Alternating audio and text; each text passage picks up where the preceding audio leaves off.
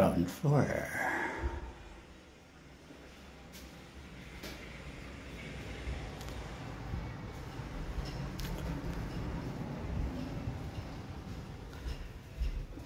Yan ang kinabit nating cortina, Luna Green with sheer, may sheer sa loob. Ito yung nandito tayo sa unang kwarto sa base, ground floor. Ngayon akyat tayo sa taas, sa second floor.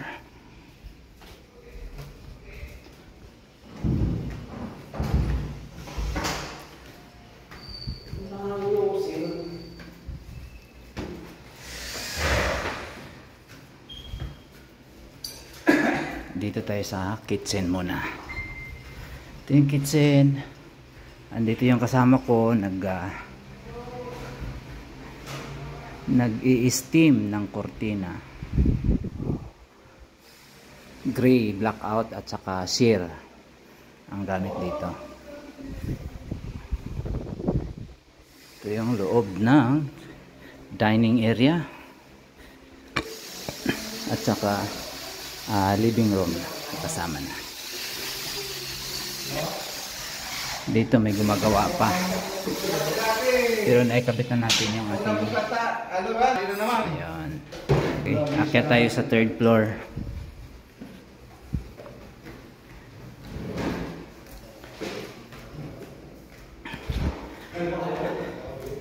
Dito tayo sa kaliwa, maganda dito, pink room. Ayan, dalawang bata dito, mga apo. Ayun, pink na pink siya. So hindi pa talaga siya tapos, under ano pa siya, renovation. Yan, ito po, third floor.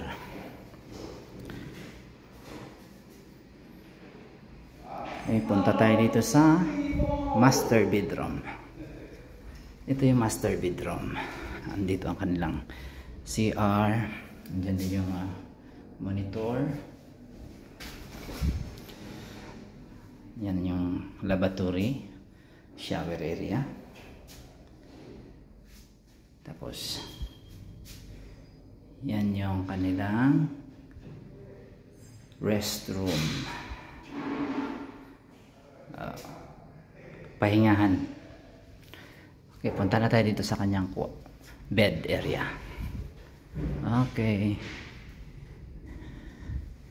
yan yung kulay, brown yan, brown na blackout with sheer nasa likod.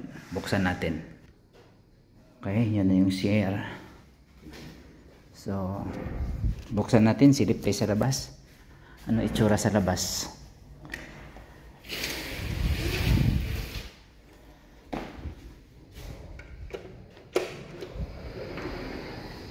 Okay, yan ang Mayumi Street. Andyan yung Mayumi Street, one way yan papunta dito. Ayan, tapos may simbahan dyan sa harap. Okay, yan po ang view dito sa labas. Ito naman yung in case of fire. Ayan yung exit hanggang baba.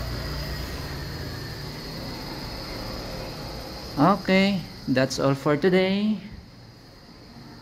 Kung gusto niyo po magpasukat ng mga bintana para sa curtain at saka sa blinds, just PM below o mag-PM lang sa akin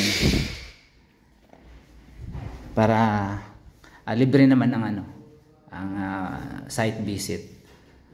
Okay, bye bye.